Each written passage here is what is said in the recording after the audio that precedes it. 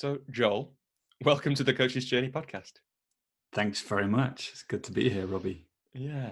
I, like when I selected the people to invite for the first few of these, as I'm experimenting with what is a podcast, what's it like to host one, all those things.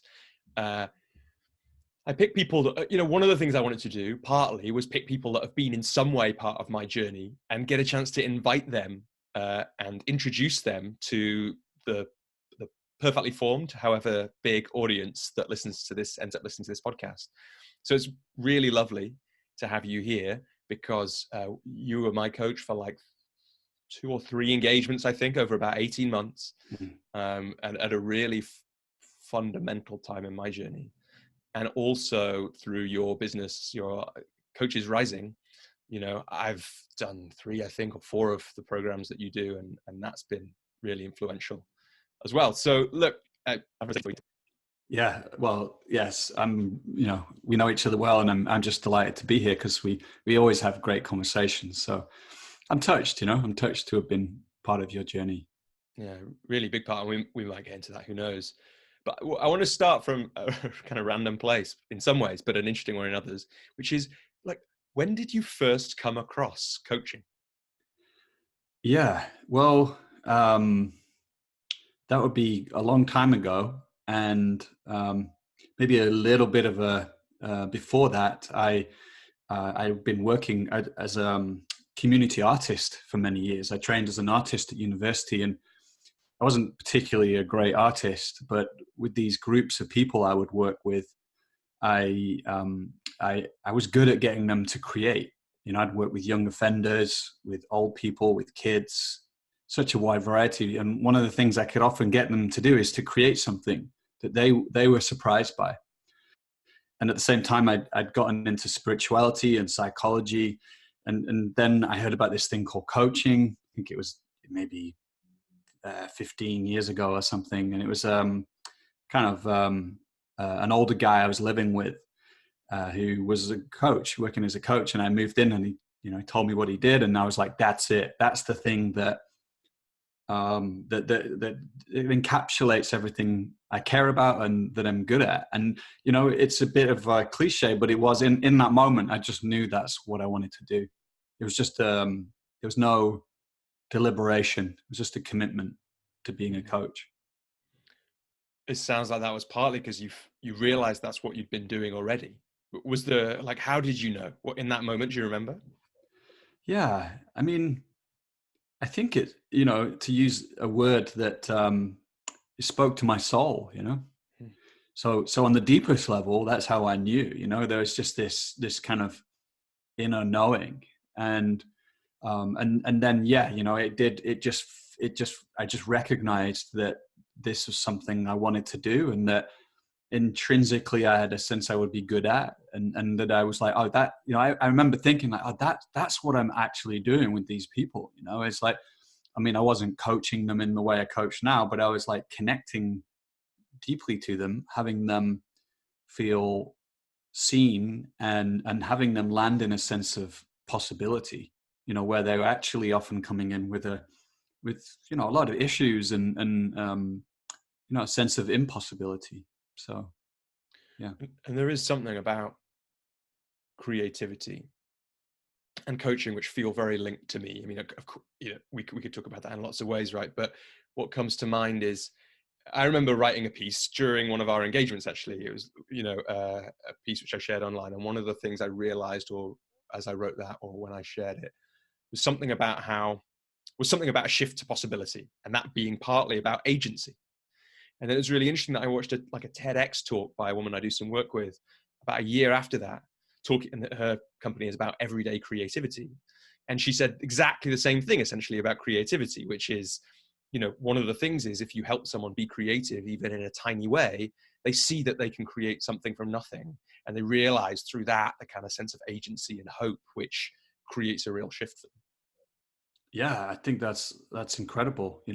I love what you're saying now, and that's what a gift, huh? What a gift! Like that, I've had that from people that have worked with me, and it's such, if that's one of the things I want my clients to get, is that sense of agency and a sense of possibility. And, I know we've been both inspired by Rosamund Sanders' work, and, it goes deep that, like actually if we look at how deeply we can become creators of our life, and actually that it's in some ways it's a game, and that's quite a profound journey to go on.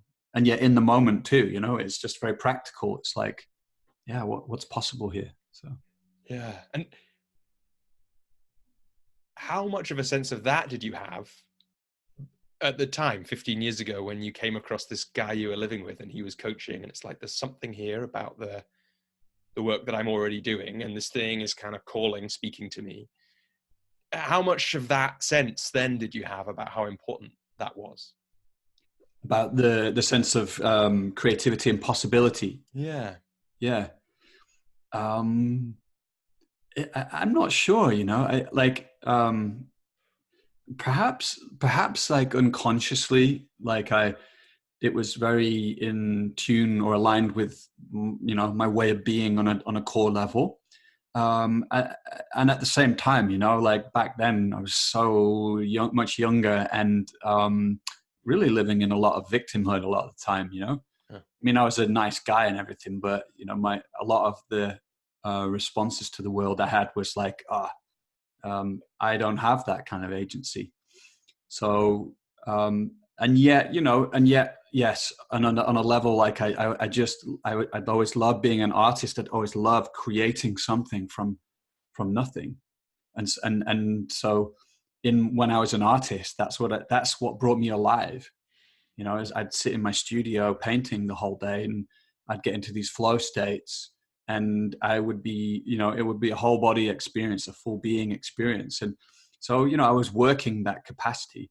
And so, like that was inside of me as well. And I knew that that's what I wanted more of in my life. And that's an important part of my coaching now. And it's something I want from many people, is to be in that kind of creative expression. That whatever's the most authentic way for you, that you have that. Yeah. It's beautiful. And so then what happened next? You discovered this thing and it spoke to you. How did you follow that thread? Yeah. Well, I mean, it's funny. I like think back to this guy, and sometimes I'm like, we had a beautiful connection, and he was like 10, 12 years older than me. But I just started going on some of the trainings that he was on, So I was like, 'cause I didn't know anything about what to do, but he was going to London to do this training. I was like, well, I'll join that, So I just started training as a coach, did a training in Manchester as well with a woman called Rivka Rubin, who actually reached out to me again recently. It was kind of a nice loop coming back. What was the name of the guy that you lived with?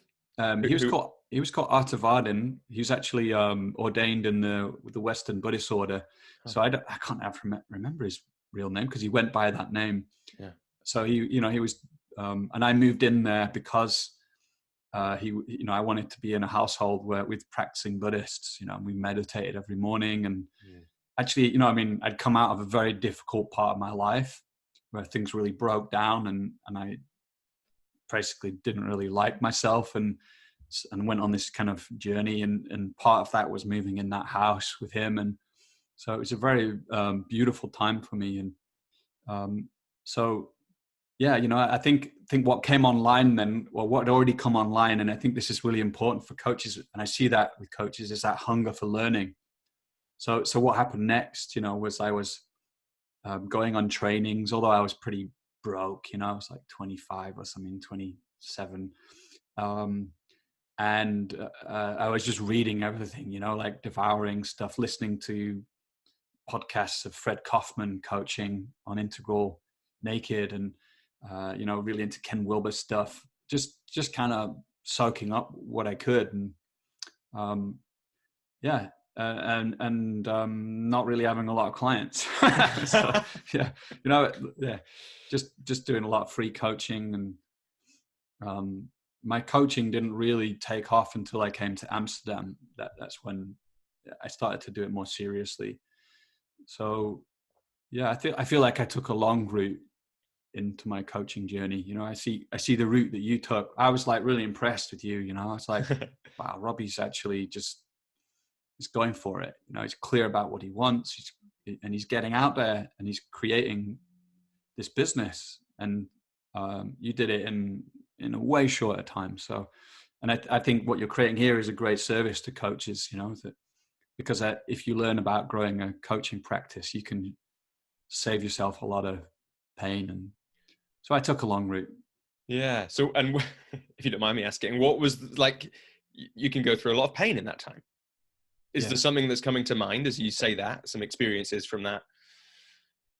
So you moved to Amsterdam quite a while ago now, right? Like 10 years or so? 11 years ago. Yeah. So there was maybe 4 years before that where, of that period of it going slowly. Yeah. What were the difficult times then? Well, you know, like I think for me, I was, let me say like, so it might sound a bit contradictory. So I knew I wanted to be a coach, but I didn't throw myself wholeheartedly in growing a coaching practice. You know, I was still working as a community artist and, you know, dabbling, like practicing with clients. So it wasn't like I was like, okay, this is it, you know? When I came to Amsterdam, then I started to, you know, I was getting a bit older and, you know, it was feeling like this is the right time to start building a practice. And, but I was broke, you know, again. Other than being older, sorry, let's catch that. Yeah. Then we can go back to being broke. But other than being older, do you remember what was it that made that transition from, okay, there's this thing that I'm doing, it's alongside the art, which I've been doing for a long time, and this community work, but now it's time to start building a practice. Do you remember what that shift was? Or it's a good question. I think it was a combination of things. I think it was definitely that when I moved to Amsterdam, I found myself in a kind of more conscious community than when I was in Manchester, and people who were working as coaches or who were doing consultancy work in businesses. And so that being, you know, immersed in that environment kind of allowed me to have that part of myself met more in a way, or like, it was like, oh, I saw this is a real possibility. And partly it was like a growing sense of agency, I think, you know, just getting a bit older, getting this sense of like, oh yeah, this is something that it's possible for me to create. And I don't think that agency is necessarily connected with age. You know, I think sometimes it is, but for me, it felt like it was. So yeah, it was just that. I think it was a mixture of things.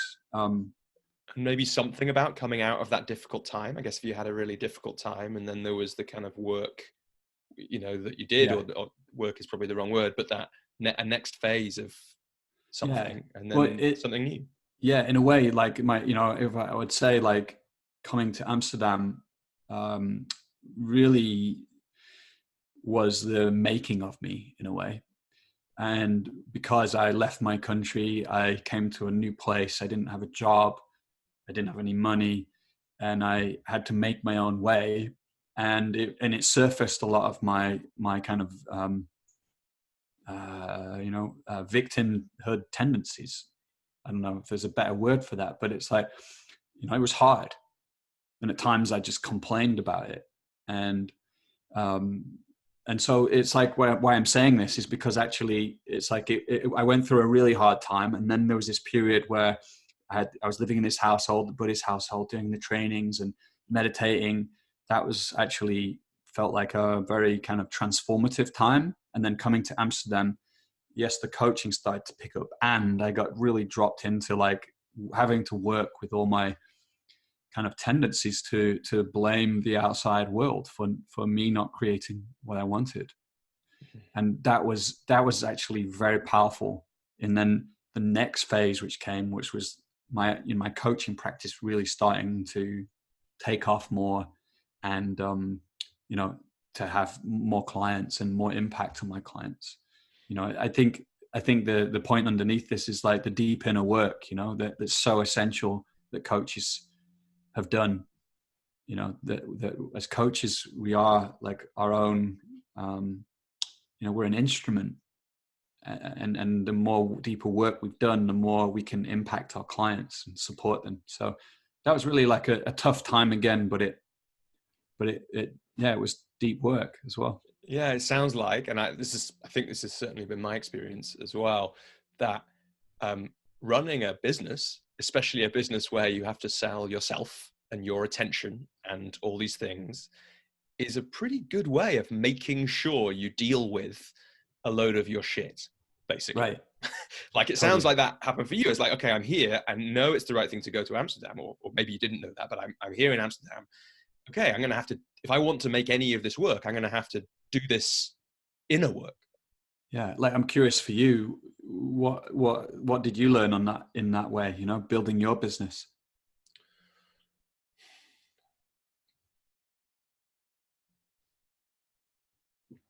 Good question. I mean, it just feels like, for me, it has brought me up against a load of the kind of edges of what I thought I was capable of. And some of those edges I just never thought about before. And some of them were stories that I had about what I could or could not do. Right. And actually, because I've just done, last night I did a 20-minute workshop on an online community thing about the 12-minute writing practice, the train writing practice, which we created together. And the way I told that story was, you know, which I think is true. It'd be interesting to see, actually. You could tell me now if this is complete lies, and this is not how you remember it at all. My memory was, I was feeling real resistance. So I'd read Stephen Pressfield and The War of Art, and one of the things he says is, the place where you feel the greatest resistance is the place which is the most important for your soul's evolution. And I was feeling all this resistance and anxiety about sharing myself online. And then from that, we created it, because it's like, well, I need to be visible. If I'm not visible in my business, it's going to be really hard. And I don't have to be like as visible as someone who's got 1 million Facebook ads running, but it's going to be hard for me to be successful in this work if I am this worried, feeling stressed, physically anxious about sharing myself online. And then we designed a practice to kind of break through that, which, you know, years later is still running and has been really transformational for me. But it started from running right up against something. And that is one of the things that I've learned, I think. Yeah. Well, I think you beautifully described that journey, you know, that mine was different and the same, you know, that, you know, I was confronted by my insecurities about myself, you know, like, am I worthy to be successful, or to be a good coach, you know, to be a successful coach? Am I worthy to be coaching these people that I want to be coaching? You know, like, my orientation around comfort and security, that we're also challenged, because it's a risk. You have to step out, and if you make yourself visible, then that's also a risk, isn't it? You're standing up and saying, this is who I am and what I believe, and that's exactly the stuff that started to get surfaced. And there's so many bits of it, aren't there? Because there's the financial side of it. It's like, how do I live with the fact that I no longer get, well, actually, maybe this was different for you. So I'd always been paid a salary. And so I had to deal with the fact that, oh, I don't know when the money's going to come. And some months, no money is going to come. And at first, how the hell do you deal with that? And then what I've realized, I'm like 4.5 years into coaching business, it still stresses me out on the months, or the 2 months, or worse still, 3-4 months where very little money is coming. But now, after 4.5 years, I know that there is a pattern of peaks and troughs. And I found ways to kind of mitigate the troughs, basically.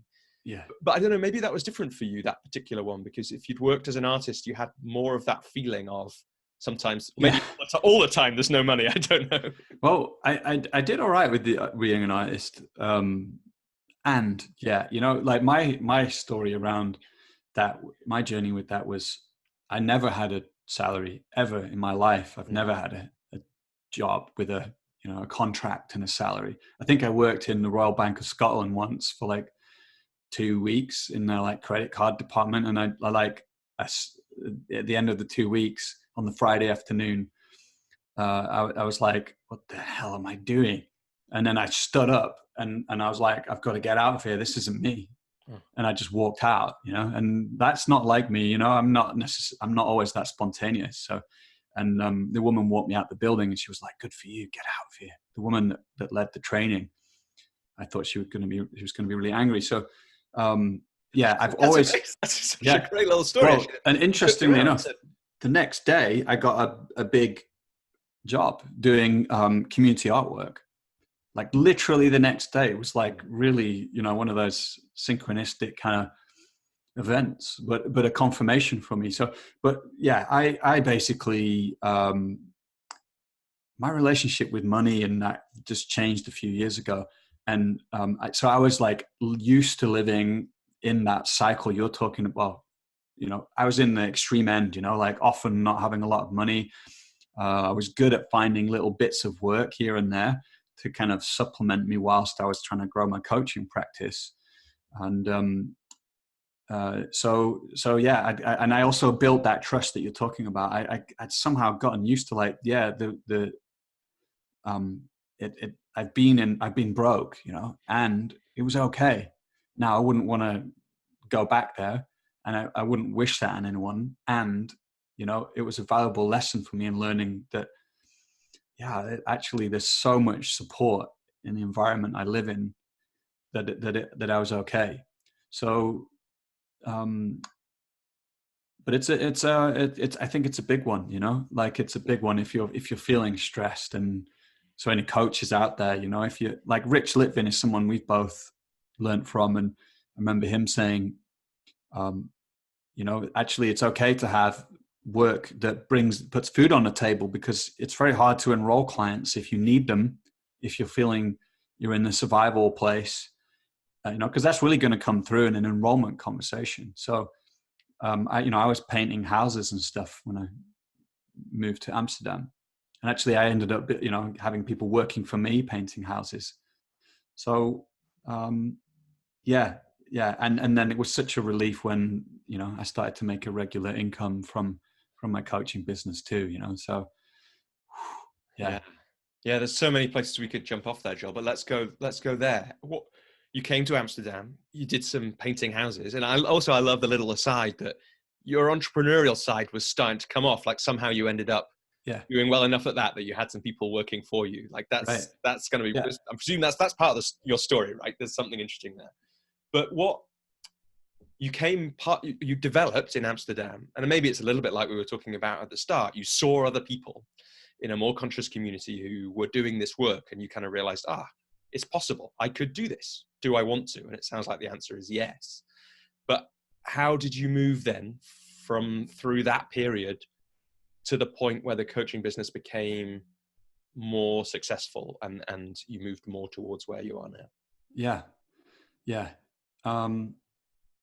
Well, I think it was a result of the inner work and maybe you recognize this too, but it's just at some point I started to land inside my own kind of sovereignty, my own power, like a kind of confidence in who I am, more clarity in what I stood for.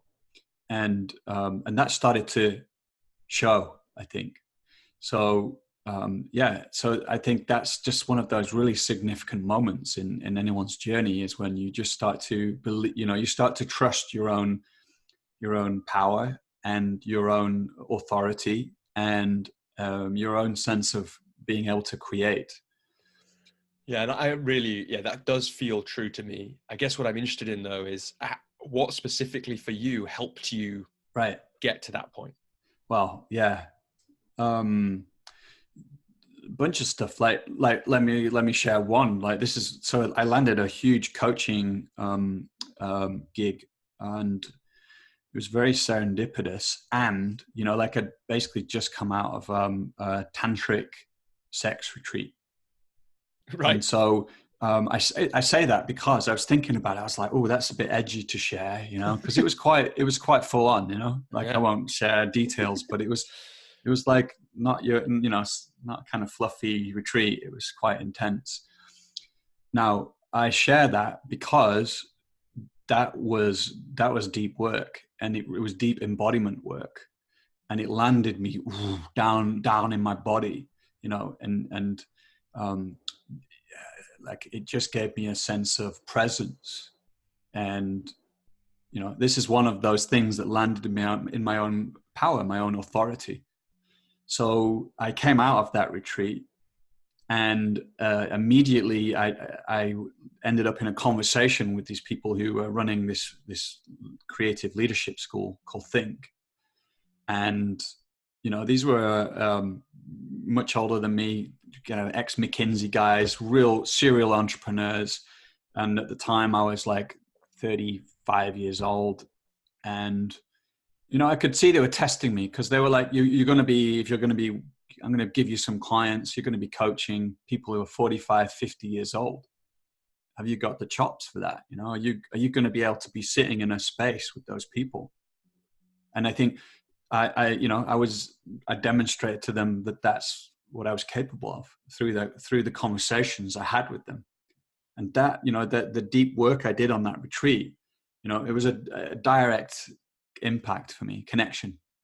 Yeah, it's so fun. It's so interesting. Like I didn't know that was the connect. I didn't know about that connection. But it feels very true to me.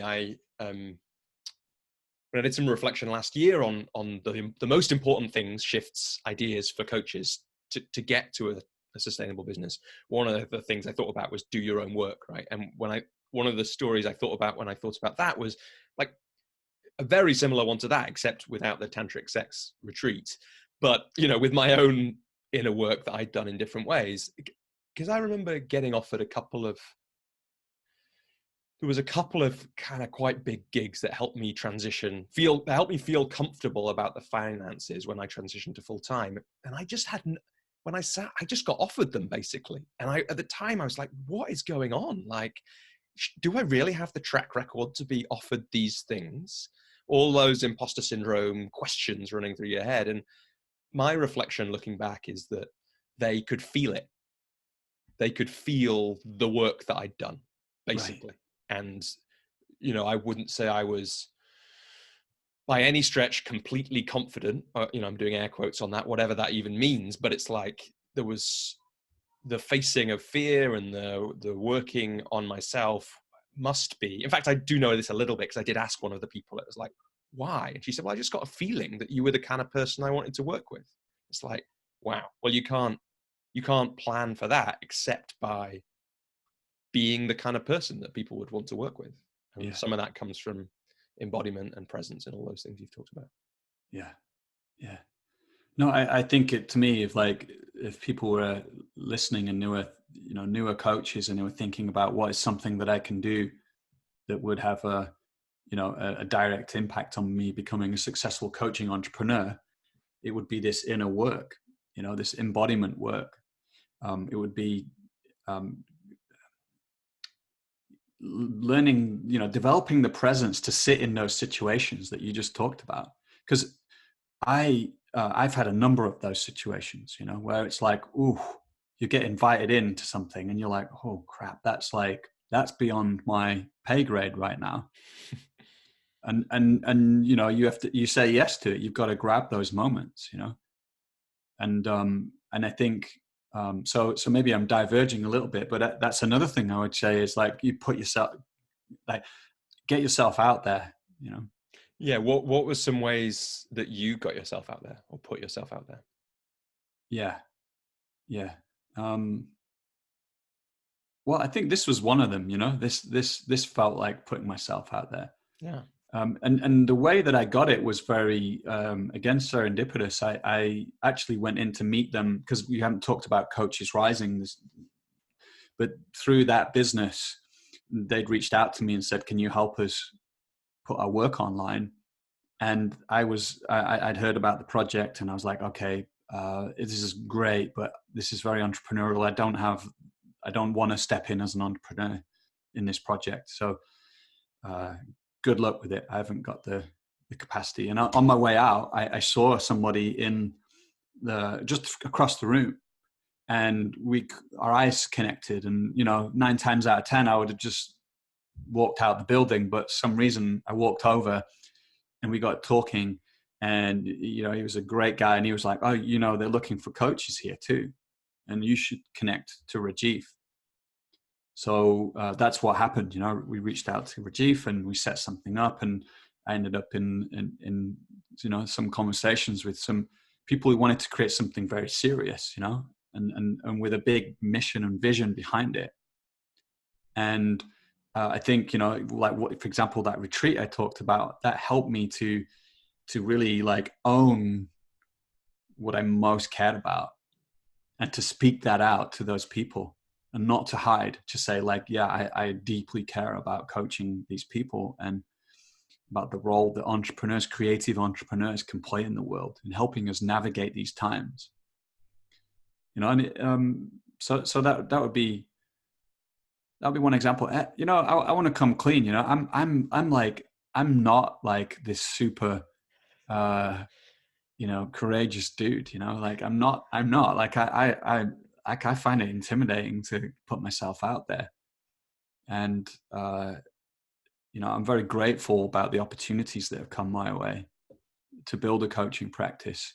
But I don't want to make, you know, I just want to be honest. Like, I find it super edgy to put myself out there and, you know, get into certain situations. And there's something inside of me that just seems to say yes to certain things when I get offered something. And I appreciate that about myself. I'm not sure where it comes from, but it's, yeah, you know, sometimes I've kind of blagged it a little bit, you know. Oh, could you do this, Joel?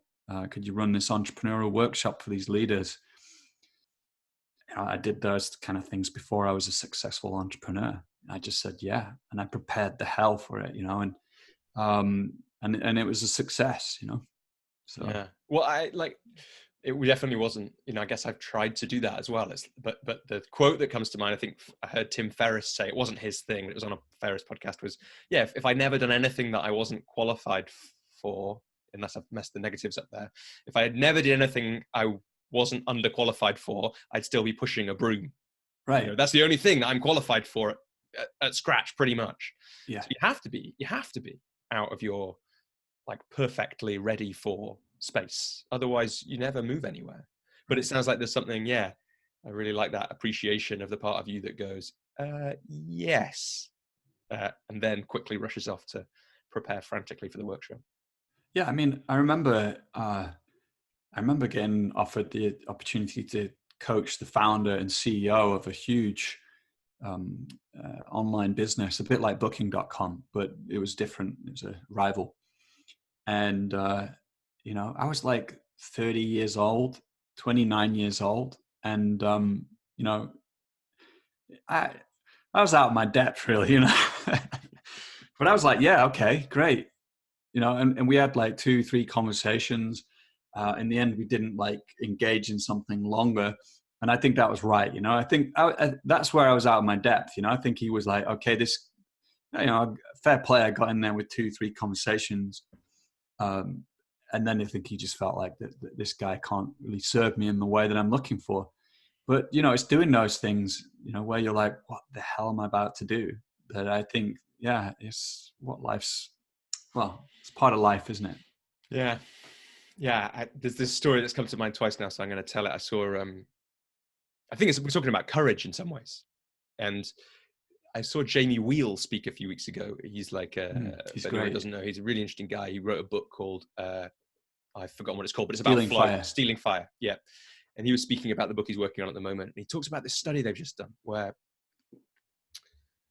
they're testing mice. So this is bad if you don't like that kind of thing, but they're testing mice, and they found this part of the brain in the mouse. If they stimulate it, the mouse is like more addicted to that than they are to cocaine and to sugar, and I think to sex, right? And the part of the brain was courage. Oh, This is why James. So this is his way of saying why he's hopeful about the world, because if we can help people tap into their courage, then they might become more addicted to that than they are to the dopamine of their phones and all these things, and we might solve the problems. And then he told this amazing story about what happens when you stimulate these mice's yeah. Tell me, brains, I'm right? dying. Which is that you've got this. They have this the mouse in the cage, and then this like the shadow of a hawk flies over, And normally, obviously, the mice just scatter. But if you stimulate the courage bit of the brain, right, the hawk flies over and the mouse turns around, looks up at it as if to say, bring it. It's just like such a great story. I got like little shivers, and Jamie was like tears in his eyes at that moment. It was kind of amazing because of the hope that comes from the courage of all creatures, but the possibility for humans if we can all tap into that. And I think that courage, you know, being willing to face it, that might have been one of the things that was pulling you on in those moments. It's like, okay, it's scary, but it's also amazing to get through, to do those things the way you're out of your depth and go, whoa, I just ran that workshop, or for me, it's like I was on, so the thing I did last night was on Seth Godin's online communities. It's like, whoa, I just did a 20-minute workshop for 98 people on Seth Godin's community. Like, the world looks different now once you've had that rush. And the same with sitting down with the CEO of the massive website 3 times, you know. Yeah. Well, let me ask you about that, because like I think it's something very important that you're saying. So that rush, you know, I'm curious what that is for you, because for me, it's not just courage, and it's not just like, oh yeah, like a kind of certain kind of success where it's like, oh, look at me, you know, like I did that important thing. No, I think it's also like, it's when you start to live in alignment with who you are, you know, on a core fundamental level. And there's just this feeling you get of like, yes, you know. And before the call we were talking about aliveness, you know, and or maybe in the call, creativity and aliveness. But you know, that's to me, that kind of expression of who we are is something that we are deprived of in this world at the moment, you know, the meaning crisis. And so I think it's like, that's one of the reasons that I'm incredibly hopeful for with coaches, you know, that like Coaches Rising, we like, one of the things we want to do is empower the world's coaches, because I believe coaches can play a powerful role in these times, you know. And so so I think that's something you're speaking to in this, you know. It's not just courage for courage's sake, it's courage for our own unfoldment into the fullness of who we are. And there's nothing more meaningful and fulfilling than that in our lives. And so I want to bat that back. I'm curious for you, like being on Seth, that dude, I'm respect, man. I mean, good for you. It was a great moment of pick yourself, you know, which is a Seth Godinism, I think, really, is they did a very quick, I'll tell you quickly and then I want to come back to what you said. They did a really quick turnaround of, okay, we've decided to run an online conference for all the alumni of all our programs. We're going to do it next week. Who wants to do something? Basically, there'll be 20-minute slots. And I was like, because I'm working right now on turning the train writing practice into a book, which I can't remember if I said this to you, which I'm going to call I Wrote This Book in 12 Minutes, which I think is hilarious. I feel like I've now got something to stand on. When someone says, do you want to talk about something for 20 minutes? It's really easy with that now to go, yeah, I could talk about this, and I think people will like it. So I picked myself and did it. And I think that you're right. There is a sense, you know, it's interesting the way you finished what you said just then was exactly what crossed my mind as you were speaking as well, which is there is a sense of courage, to allow ourselves to unfold, I think is something like the language you used. Yeah. And that is different. And there is something about the restrictions on that, on how we allow ourselves to unfold, or what we allow ourselves to be in all kinds of ways. And allow is a word which might not be quite right, I don't know. But there is something about that is a very current issue right now, which taking those opportunities when they come, when they feel right. And I think this is probably another part of that inner work, you know, over the last 5 years, more than that, whatever it is, 7, 8 years since I started my gradual shift into what I'm doing now, is understanding what is me unfolding and understanding what is nothing to do with that, but I just kind of think would be what I should want, or what I do want, or all those things. Yeah. And And I think it also speaks to, I love that thing you said a few minutes ago about one of the things that the retreat had given you was a connection to why this is all important to you and what you stand for. And to gradually learn that, I think that's another gift of another tough thing to try and do and go through, but gift of running a coaching business is you have to make decisions about how you talk about your work and what's important to you and how you're going to do that. And you have to decide, do I do this thing over here or do I do this thing over here? And what do I choose? And over the time, not straight away, because first probably a couple of years for me were mainly about how do I do more of this work? But in this kind of last year or so particularly, it's become really like, yeah, what's this about? Like, what am I here for and why, and how do I want to contribute in the next phase? And when you get those things together, you get the courage, the sense of yourself unfolding, and the alignment with, right, yeah, this is it. This is why this is important. Yeah. Then that's a beautiful thing. Yeah. Yeah. Well, just an example there of you putting yourself out there, being out there and creating opportunities, just to speak into that for a moment, because I think that's a lot of, you could say, like, what are the steps to building a coaching business? And we can talk more about that. And for sure, it's great to learn from people about building a coaching practice. There are definitely very solid practices and principles you can apply. And there is this kind of like almost like non-linear serendipitous thing where if you just get yourself out there and you stay out there long enough and you're sincere about being a good coach, you just, these opportunities pop up. And that's happened a lot to me, like we can talk more about that later, but I want to emphasize that side of it, because it's actually, for me, that's been probably a bigger source of success than leveraging strategies and principles. And I think the game changer is like just coming back to what you're saying, like this. Yeah, when you like embody the thing you care about most and you speak from that place. And I had a potential client yesterday, and he was just right on my sweet spot. And so it's you can just own that with that person. Just say, like, I love supporting people like you. That's my purpose. That's what, when I'm aligned with my purpose, that's where I come alive, and they can feel it. In that moment, was it a feeling? How did you know you were in that place with that person? Well, because I can feel it. It's a feeling, and what does it feel like? So it's like a feeling of aliveness, of like, let me say, sensation in my body. There's an increase in sensation. There's a feeling of becoming aligned. So it's like there's a kind of sense of rightness, and like a kind of inner knowing, that's like, yes, this is it. And so there's that alignment, that inner knowing, that aliveness. Yeah, sorry to interrupt, Joel, but yeah. just how did you? I can really feel this, and it's a beautiful place we're in. How did you learn? Yeah. Like, how did you come to that place where this feeling? This is the feeling of, you're the person I'd love to do some work with.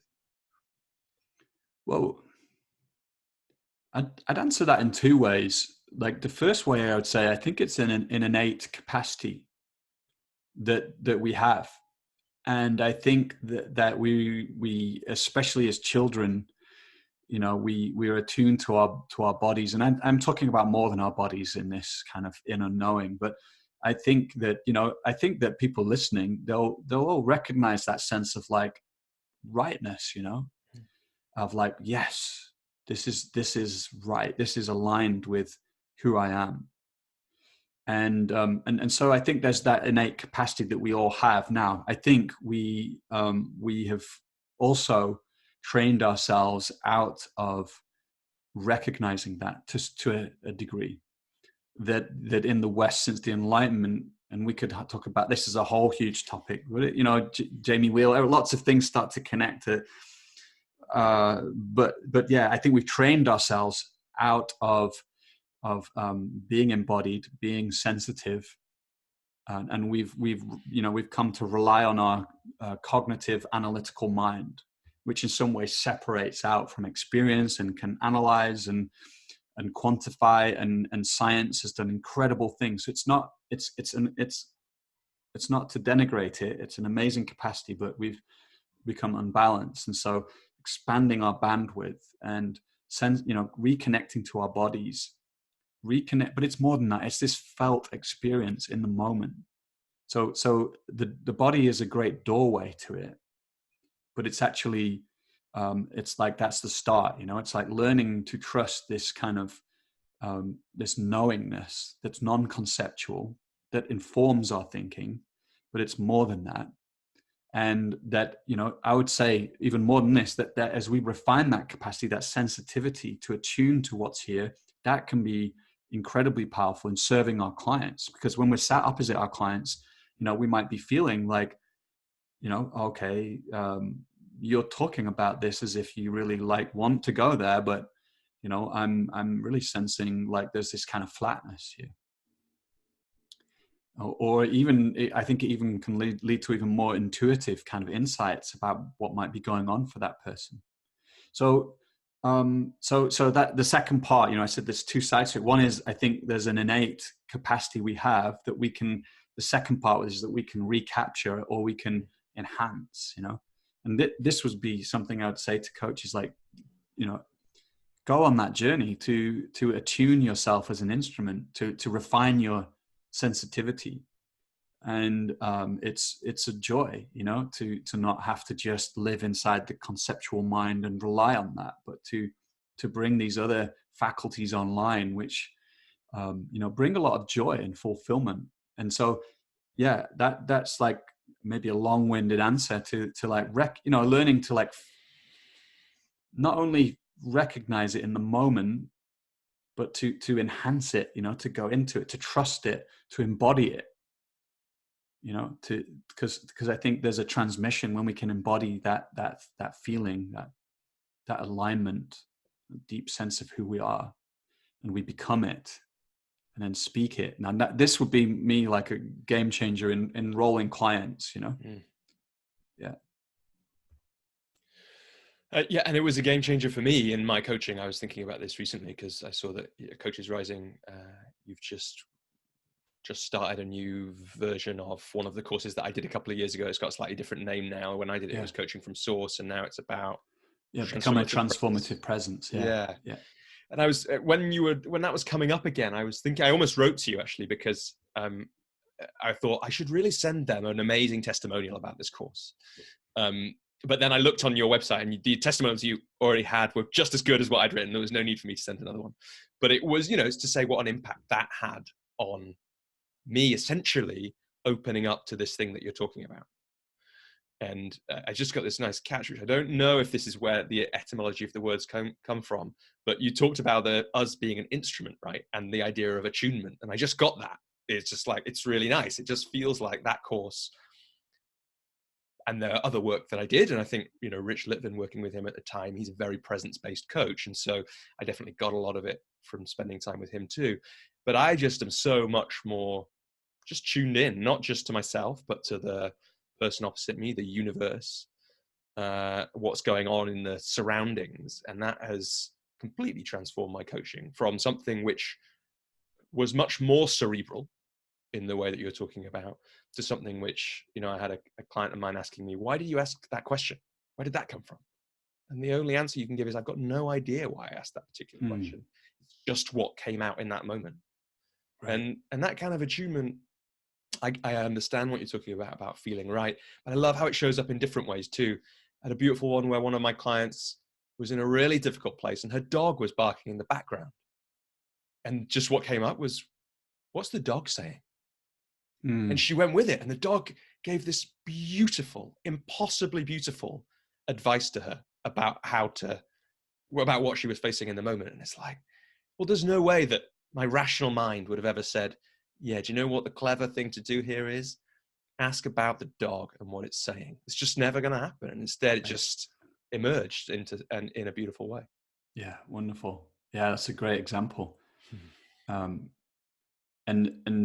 perhaps, just a kind of facet of what we're talking about now is the analytical mind is often problem solving.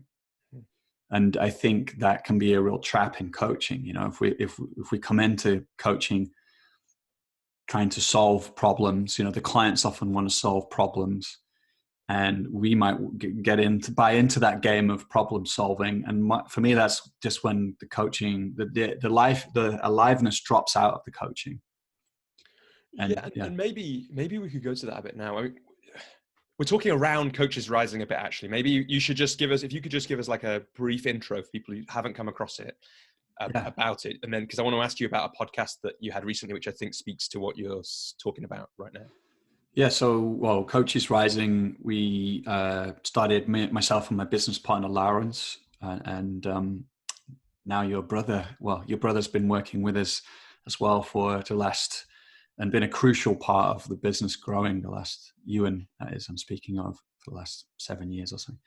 And it was born out of myself and Lawrence's love of coaching, and the sense of we want to create something, and somehow we knew we wanted to create it online, and we got the purpose part of it right. So we really learned how to create content that coaches like. So that's one of the things we really want to create content that serves the world's coaching community.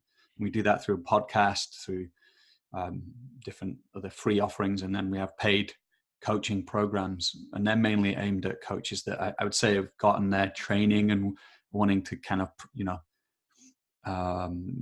take courses which take it to a next level.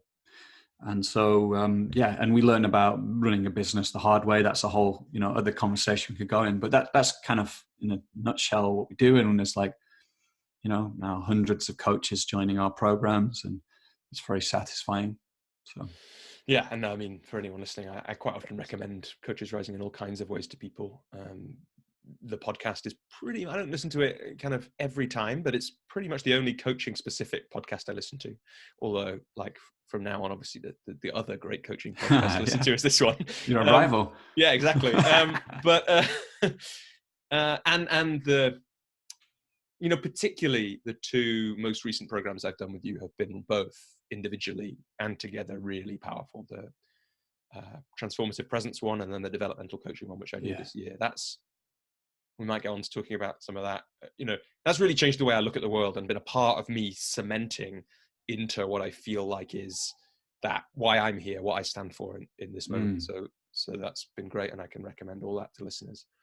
And it's also a great way it's really good value, and a great way to get in rooms with really amazing faculty, which has been one of the real pleasures of it for me. I wanted to just zoom us back, because it's kind of hanging there. You were talking about the kind of problem solving side of our rational mind getting in the way in coaching. And there was this really interesting podcast you had recently, and I can't remember the name of the guest. You all remember it though. It was about neuroscience, and it was this idea that sometimes the goal setting is really the wrong way to go in coaching, which is a kind of strange thing to say. Yeah. But it feels a little similar to the kind of just sitting in the rational mind. Like maybe the traditional coaching models sit more in the rational mind, but what we're learning is, in lots of ways, there's more to it than that. And some of that might be about this neuroscience, and the sense that the goals isn't necessarily the right way to go. I think that was the podcast with Richard Boyatzis, and he's really the expert on the neuroscience here. But absolutely, basically what they're finding is that if you move into goal setting, then you can what do they call it? Negative neural associations or something. I can't remember the term, but basically it can have a counter impact to actually what you're wanting. It's not conducive for growth and learning, because it can create a sense of you have to live up to these kind of let me back up a bit and say, like, people come in to that coaching, and then they want to fix the problems, and then they set goals related to fixing those problems. And what they found was that was the thing that actually had a negative neural impact on the brain, So and interesting. surprising in a sense. And Yeah. what they found, and they've done, lots of fMRI studies and longitudinal studies, but they found that actually visioning was the key. So actually this is great news, because I think a lot of coaches do this. But what Richard was saying is, spend 5 minutes hearing about why they come into the coaching, and of course about like what is this challenge they're facing. But don't stay there, because that then starts to reinforce the kind of negative neural wiring around that issue. So move to visioning, and then visioning is very conducive to the positive neural conditioning in the brain and growth. And so spend a lot of time visioning. We're coming back to this sense of possibility again. Mm. It completely changes our sense of embodiment and state in the moment. And then we can take different actions and come up with different possibilities. So, yeah, and I mean, there's so much we could say about that problem solving. I think it just, it closes down a transformational potential for me. We're trying to fix something. It basically comes from a sense of there's something wrong in this moment. There's a sense of lack. There's something wrong, and there's a place I need to be that's not here. And when I get to that place, then the problem won't be here. So let's fix it. And that all actually creates tension, kind of reifies the issue. It's you stay stuck. So there's a way we can take a fundamentally different approach. I wonder, I don't know if this is related, but there's a question that coaches often ask or wonder about, I think, which is, what do you do when your client is stuck?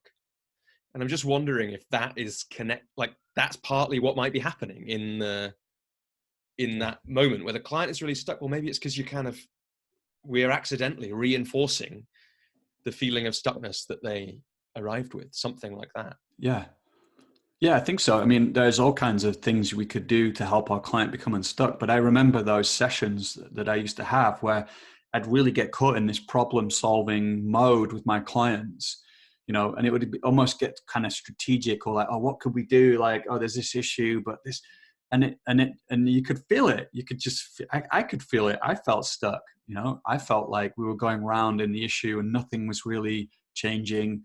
I could feel this tension in my body. That's what I saw in them. And that, in my early days as a coach, I was stuck in like I wanted to help. In those moments, I was caught in a kind of helper mindset.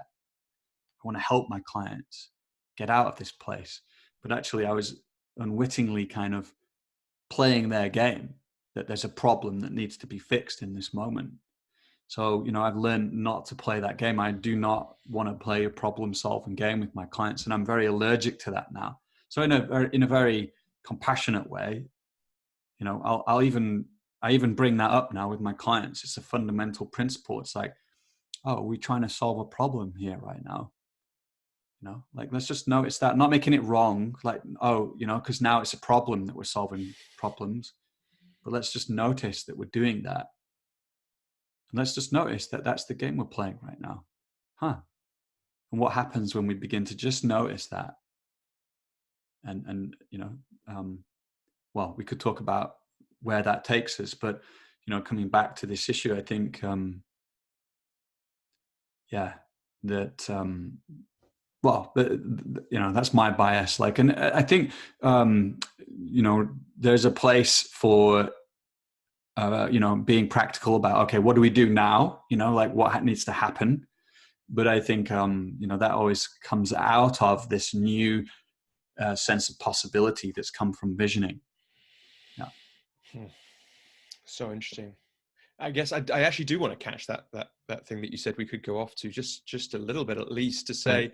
what's been your experience then in those moments where you, instead of, like you would have in the past more often, getting dragged into the possibility, into the solving of the problem, you just notice that instead? What tends to happen when you say, I'm Yeah. just noticing that we're solving a problem here.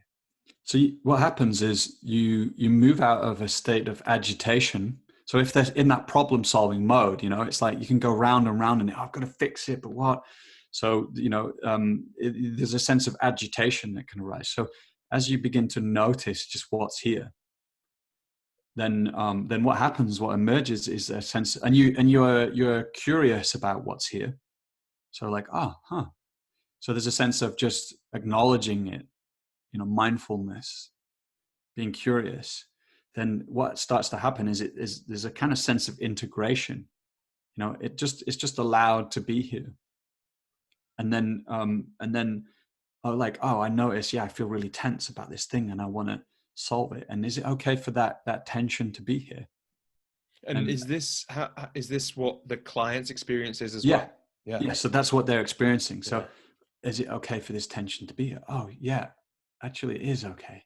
Oh, and it begins to settle. And and then now, so you're noticing things are changing. Oh, like, okay, so you feel more presence in your legs and your belly. And then suddenly they're relaxing and they're integrating and they connect to a deeper kind of, that inner knowing can come for them. Oh, so this is what's really here. So they start to make different associations and different ideas, different level of creativity opens up as people begin to relax and integrate their experience by noticing what's here. And so and then that's where that sense of possibility can come online. So and for example, just to add, in a moment it might be like, oh, I'm not willing to acknowledge, or I'm not okay to welcome that I feel tense right now. Well, is it okay to acknowledge that? And so that it's a kind of meta competency of disidentifying from this problem solving mindset that we often live in. And once you disidentify from that and learn, then you can start to live in a kind of creative, resilient place where, and the neuroscience backs this up. That's what's cool about what he's saying. Different chemicals start to flood your brain and your body, and you say different things, you see different things. Yeah, it's so cool. And what I love at the moment, if you're kind of like that stuff like we do, is that the understanding of those things is just the science behind it is just showing up everywhere. I heard this amazing stuff from, was it Peter Levine, about the Mm. vagal nerve the other day, and I was like, oh, so yeah, he's saying the same thing. He's saying, it's not really, probably not worth me going into the whole story. I'll put a link in the notes or whatever to the video I saw, but he's basically saying, yeah, you can't be in both under threat and in curiosity at the same time, but you can shift. We all know, like I know from experience, it's very easy to shift from curiosity to defensiveness, like, and under threat. That happens to me quite a lot in my life. I hadn't thought that it's basically as quick to flip back the other way, but in a way, and he talks about how the nervous system works in that way, but in a way, that's what you're talking about there. One of the things, but there's so much going on in what you just said, but I think one of them is you just invite that bit of acceptance and curiosity. And instead of the kind of tension and real pushing that's going on, people's nervous systems change, which is really amazing. Yeah. Yeah. Yeah. I think it's amazing. Yeah. One of the things I really like about this conversation so far, Joel, is that I can hear, like, I know some of the influences that are coming through you as you speak here. And I remember that one of the reasons that I thought maybe I should reach out to Joel to see if he is taking on clients or whatever. This is probably what we were on 4 years ago. I was like, wow, because he gets to spend all this time in the presence of these amazing thought leaders in the world of coaching. And I guess I'm just curious, like I heard a little bit of Jim Dethmer there maybe in that bit, and some other people. But I'm wondering who have been, either through Coaches Rising and that kind of thing, or just in your work more generally, who have been the biggest influences on your work? Yeah. Oh. Well, immediately I think of Doug Silsby, Yeah. and that brings a kind of touches me, because he passed away last summer, not this summer, just gone, the one before. And he was a beautiful soul, and an incredible teacher of coaching, and an incredible embodiment of a kind of coaching that I love. And so, his presence-based coaching approach is something that's influenced me a lot. And he taught in a lot of our programs. And, he was someone that we always encourage our teachers to do coaching demos online. And you just guaranteed have a great coaching demo every time. Someone would be a really meaningful, poignant coaching demo, where you would just feel the palpable shift that somebody got, and that was a testament to who he was as a person. And he was the person that 10 years ago, when we first invited him into our program, he said no. We were disappointed because we read his book and we were like, this guy's amazing. But the second time we invited him in, he said yes, and he loved it. And he was the first person that said, what you're doing is really beautiful and important, and I want to be a supporter of it. And that meant so much to us as well. So there's Doug. There's somebody at the moment who is, I think, phenomenal, is a guy called Steve March, who's a kind of mentor of mine. He's my coach. Learning so much from him. And I think his Alethea coaching approach is, I find very powerful, incredibly powerful, and very much in line with what we've been talking about. So it's I think there's a new wave of coaching emerging. I think there's a new wave of working, with people that's emerging. So, in the therapeutic world, in the spiritual world, in things like circling, this interpersonal meditational practice.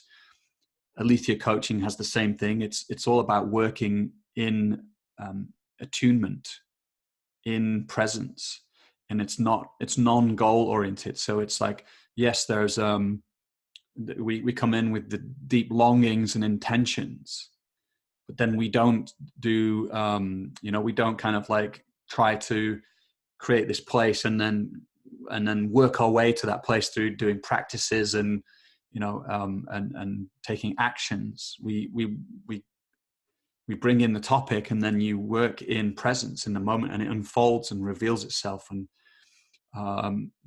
I've been blown away by what happens when I work in this way with my clients, as they connect to this, often this sense of wholeness that they were actually looking for. They came into coaching because they felt a sense of lack, or they felt a calling, they want something, but also there's this sense of lack in there.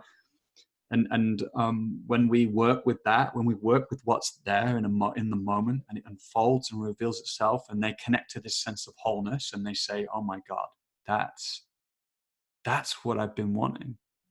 And then they start creating from that place, not, that sense of lack's eased, and suddenly their deep authenticity comes online. So Steve's really taught me about this, and I couldn't do his work justice. He's a kind of genius, and he continually surprises me with the depth of his knowledge and work. Of course, Rich, like how we both connected. I think Rich has been a huge inspiration, just for his embodiment around this whole thing around possibility. And I coach very differently from Rich in a way, but I love Rich as a coach. He's the real deal. He's a phenomenal coach, and he's a real magician.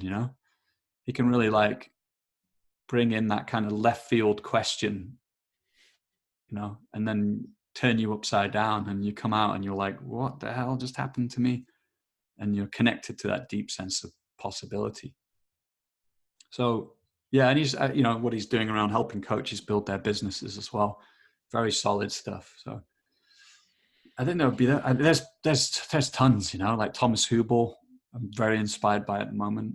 And of course, Jennifer Garvey-Berger with the developmental coaching work. Really, she was the first person that, developmental theory is something I think is very powerful and important. And but how the hell do you apply that in coaching? She was the first person that showed me how to do that. So Yeah, she's amazing. Yeah. I was blown away by her in the course I did with you earlier in the year, and like her book, the Leadership Mind Traps one, is now my, like, I give it to clients and recommend it to them all the time because it's just so, it's such a short, such a practical, such an easy book about such important and complex things. Yeah. And she as a woman is like, yeah, really, really amazing woman. Yeah. So I guess like there's a couple of things that I'm curious about, but maybe the first one, if we haven't hit this already, just because what you said about Steve, is Steve right? Steve March, and Yeah. links a bit to what the impact that Jennifer had on me, which is there's something about the world right now and what's happening in it, and how complex it is. And that was the shift that, that was the shift that the developmental coaching course gave me, really. I'd always thought that everyone bangs on about what a complex world we live in. And I'd always kind of thought, oh, it's just another one of those people's negative biases towards stuff. So it's like everyone needs something to complain about. So they're complaining about how difficult the world is. Well, yeah, it must be very difficult for you living in your beautiful house in a Western democracy, right? It sounds like a terrible, terrible life you have. And then the course that we did, because it introduced me really to what complexity is in a deeper way, and how we as humans really run up against that way, is actually at the root in some ways of some of the challenges that the world is facing right now. And I have to say I was wrong about that thing about complexity. It's really complex, the world right now. And it feels like that's really linked to what you were saying about the work you've been doing with Steve, and then be influenced by him taking to your clients. And because you have this picture, beautiful picture through Coaches Rising, of what these thought leaders are thinking in all kinds of ways from the conversations you have with them, I'm just curious, what do you think at the moment, or what are you feeling about the state of the world and how coaching can contribute to that, and the shifts that coaching, this is a big question, so choose where to start, and the shifts that coaching is going through right now? Yeah. Well, I mean, it's a crazy world. It feels like, yeah, it's good, because that's often a question I ask people. So now I'm on the other end of it, and I'm like, oh yeah, now I know how it feels to be asked that. Yeah, well, yeah, I just want to say I felt the same way about the VUCA world and all of this, like volatile, uncertain, complex. What's the A? I can't remember. And I thought, these are kind of jargon, and is it really? But I don't know. Like, it just seems in the last 3 years or something, it's just like in your face, the kind of chaos that's seems to be in the world, and so I feel like I'm not an expert, and I have a lot to say on this. I've been thinking about this deeply, and I feel rocked, I've been in times of despair over the last couple of years, where I really felt like, fuck, like what are we going to make it? Or what are we doing? All these crises that we're facing, and we are not getting our shit together. Like we are, the system seems so entrenched that something radical has got to happen, and I don't see that. And of course, we live in times of incredible possibility, and certain people, I think, is it Steven Pinker, have talked about how things are never better, and I see the truth in that too. But but it feels like the world is incredibly complex, and I think nobody really knows, like, and I think that's I don't know where we're heading, and that's confronting. I have a 2-month-old daughter, and that's added a whole level of poignancy to this world we're in, and desire to serve the world so that we do navigate these times. And I think, like, my sense is like that there's a wave emerging, people like Daniel Schmachtenberger, Jordan Hall, Jamie Wheel, Rebel Wisdom, Thomas Hubel. I think what we're doing speaks into it. This circling stuff. There's like pockets of islands emerging of people, and there's so much stuff I don't know about. So I want to that I'm not naming, but people who are very interested in collective intelligence. How do we organize ourselves as a species and as cultures and live in a sustainable way? And I think that what we talked about earlier, for me, is fundamental. That we're one of the things that's being reflected to us is our over reliance on our analytical, rational minds, and that they are wonderful things. They brought us so many wonderful things, but if you think about Dave Snowden's work, like complicated and complex. Complicated systems are they're complicated, but we can understand them. They're known, so we can create best practices. And so our minds can do that. We can codify and quantify complex environments. Require a completely different way of being, sensing, understanding, and then acting. And so that's where I think we need to refine ourselves as an instrument, so that we can conduct the intensity of being in a complex environment, of being in the unknown. We can sense it. We can sense what's here, what's emergent, what are the weak signals. Can we dare not to know, and remain open and curious. The same with our coaching clients. If I want to get somewhere goal oriented, I've suddenly changed the landscape. But if I'm sat seeing my client as being complex and emergent, then the way I am with them is very different. I think that capacity is being evoked of us as a species as well. So different kinds of intelligences are becoming important to us. And embodiment is one of those. Like being embodied is one of those. So like coaches. So that's one of the things I said I see emerging in the coaching industry, is or in the world, is this, like Heidegger spoke about this attunement to attunement, this era, the poetic era. That we are in a technological era. These attunements he spoke about are like cultural attunements of the era, and he names about 7 of them. And the one we're in now, he names is the technological era, where we're attuned to like the latent kind of capacity of something. How can we harness things to extract the resources from them, and so on. And then he's talked about this poetic era, this poetic attunement, where we attune to attunement itself. And I think that's what we're talking. We're encircling, or in I hear Jordan Hall and Guy Sengstock talking about this. It's like we're learning to attune to what's here right now, to sense to what's emergent, in order to be able to respond with more wisdom and compassion. And I think coaches,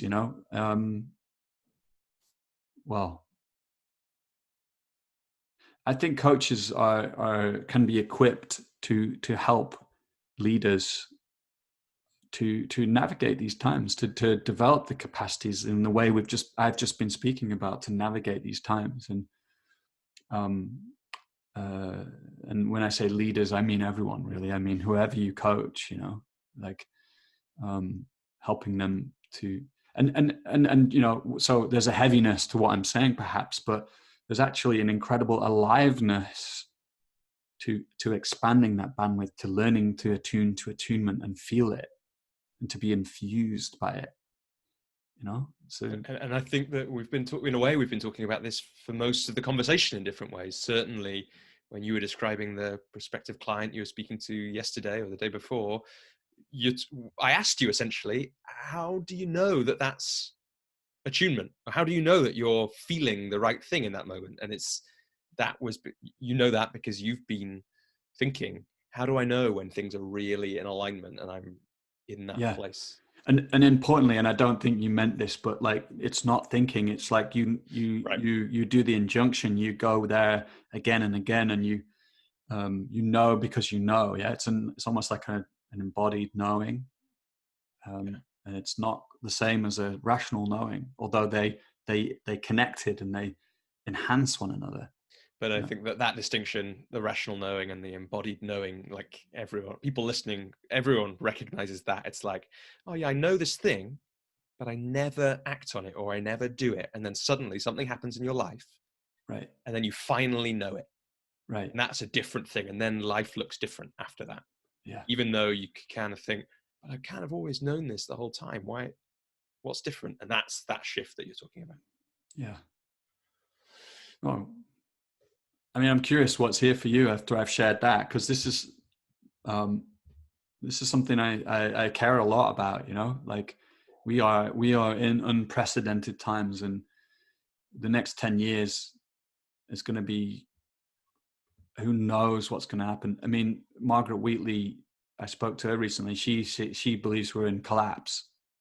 We're in collapse. We're not going to, you know, shift into some new era, that will save the times. It's like we need to go into that collapse and then emerge out of it. And will we survive as a species in that collapse? That's debatable.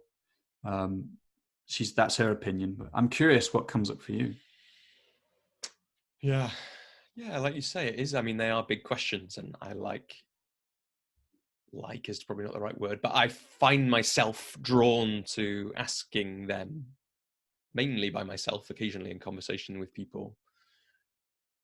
You mentioned Jordan Hall. I had the kind of insight that I had this year about my work we came partly from art of developmental coaching, this sense, oh, the world is complex and like really complex and hard, and these are the ways we run up against that, and this is actually a real thing. It's not a made up thing. That was the first part. And the second part was I went to an event which Jordan Hall was speaking at, or I heard him say, someone asked him, what do we do in the face of, so for people who don't know him, he's a kind of weird guy. He was like a tech CEO and then made a load of money from the early internet stuff. And so has just been for the last, I don't know, decade thinking, essentially, as far as I can tell, about how the world works. And a very interesting thinker, kind of a different, like I've been in some rooms with some incredibly clever people, but being in a room with him was something a little bit different. It's like, oh, he's thinking in a completely different way, or experience, like he just looks at things very differently. And someone said, what do we do in the face of existential crises? And he said, well, I've been thinking about this for about 10 years. Would you like me to tell you what I've come to? And they said, thankfully, they said yes. And he said, well, you do two things. You work out where in the world, like what your unique mix of gifts and experience are. And then you put yourself in a place in the world so that you can contribute in that way, in the best possible way. And then you do the work, essentially, so that you are what he calls sovereign. But other people might call different things. But essentially what that means, as I understand it, is so you can be as skillful and wise and noble in the moment as you can. And what that means is that when you're doing your work in the world, using your gifts and experience, you are as sure as you can be that you are making things better and not making things worse. Because if we haven't done the work to be sovereign, we might be reacting from all kinds of past trauma or hunger or any of these things that might be impacting us in that moment. And we don't know why we're doing the thing. But the more sovereign we are, the more aware, the more present we can be, the more sure we can be that we're making things better rather than making things worse. And for me, those two things together, like the reason that landed so much for me, well, I was grateful because that's what I love doing with my clients, those two things, right? But partly it's because it's a response. It feels like a valid response to the complexity of the world. We can't know exactly what to do. So the best any of us can do is do the best we can. And those two things feel like a really good way of being as sure as we can that we're doing the best we can. And I think that coaches could have a huge role to play in either or both those things, both as individuals who are developing their own attunement and all those kind of things, but also as a place that people can be guided and supported on those journeys. Yeah, I mean, I think that's a beautiful, you answered that question for me, like, how could coaches play a role? Well, that's for me what a lot of coaches are doing, huh? Helping somebody, of course there's all different kinds of coaching, but helping somebody to live their full potential, their authentic full potential. And I think that, that's key. Like that, I totally agree with Jordan. And this is what one thing Margaret said to me. It's like, serve, how can I serve? Not being an activist, and kind of bringing that divisive kind of energy in. I mean, what do I think about activism? I think there's probably a place for it, but serving for me, like really it's about serving. That's the game changer. And that's the game changer for me for growing my coaching business too. The more I tune into like, who am I here to serve? How can I serve? Then the kind of that I land in that sovereignty, and that when I'm in that sovereignty, I care less about being afraid of enrolling people, and I just get out there and I'm like, okay, I want to coach you. Like, if you want to work with me, like, I'm inspired to work with you because I care about what you're up to in the world. I serve people like you to play your game in the world.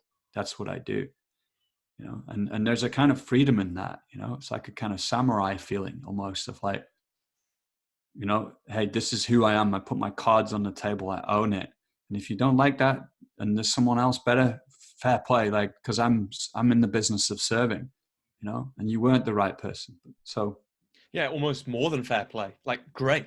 Yeah. Right. When I'm in the best form, it's like, yeah, we both agree right now. Usually it is these days, both you and me and the prospective clients. Like, I had a guy a couple of weeks ago and it was like, it feels like you're good now. It was the second conversation we'd had, probably about 3.5 hours into speaking. It's like, we're done. You're done. You're good. We don't need this. We can both go. Like, perfect. This is better. This is much better than you paying me a few £1,000s and us having a load of these conversations over the next 6 months. Just go. Yeah. And sometimes, right. If there's somebody else, like your CEO of the internet company years ago, if there's someone else who can serve you better, great. Like, perfect. Yeah. Yeah. I guess I'm aware as I'm sharing that's been a relatively recent, that's been in the last 2 years that's shifted for me, and a few things have contributed to it. And I guess I've still got hanging. You said some tantalizing things about being broke and earlier on. And I know there's a funny story about you being broke. Maybe not funny, maybe very serious, but which I want to get to. And I'm also curious about some of the more, I want to talk a little bit more about Coaches Rising, and there's probably some more stuff about just how your business looks right now and what it's like to be you. And it's really fun and exciting to play in that place with you of what's happening in the world. But I want to bring it back a little bit to you. But before we do that, is there anything else you think that's missing from that conversation that we've just had about, it's been broad ranging about both attunement and that piece and the world more widely. Is there anything that's kind of hanging from that for you? Well, just to say, I think it's very powerful as a coach if you can situate the work you do in what's happening in the world right now, and I think that sense of service and purpose sort of come into alignment in that way. It's like, oh, I'm kind of, I'm putting my feelers out into the world. I'm sensing what's happening in the world. I'm listening to people, and it's feeding that sense of service and that sense of purpose and how I can impact. So I think it's very valuable. I'm saying, that at some point, like, you can tune into like how what I most care about will serve the world. Yeah. It sounds like you're in a place where that is happening for you. You're feeling like you're in that place of service now, some of the time at least. Is that right? And what's that like? And for you, well, what does it look like? It's a big, so this is a big thing. And actually this is the work I like to do with my clients right now. So there's this sense of created purpose, yeah, that we can like, I talked about victimhood, and then there's this point where it's like, well, what do I want to create in my life? What do I want to be? And that's really powerful. Yeah. And at some point in my own life, I started to see that was a kind of sense of precariousness behind that. Now, don't get me wrong, like, it's been really great for me to learn how to create things and to become empowered. But in some way, I was kind of, in a sense, like looking for control or completion. Now, what I mean by that is like, oh, if I, and so like I say, it's in some way, not the whole thing, but some part of me was like, okay, if I can master life, control life, then I won't have to worry about money. Like there'll be no insecurity, and then I'll have made it, I'll get to that place where I'm complete. I've done all my development and I'm invincible. Those weren't explicit thoughts. Yeah. But underneath that, there was a fear of death and my own precariousness in a sense.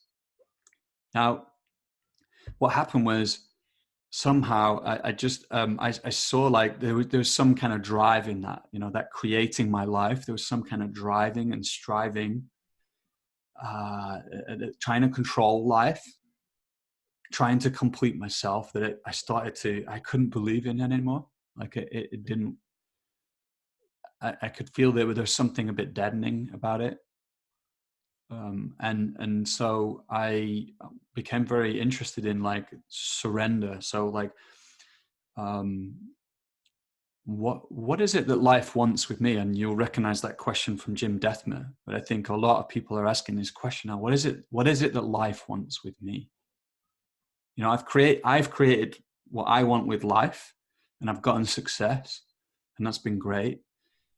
And it's a transcend and include. I still use that capacity, but it's like now it's like, okay, I want to. What does life want with me?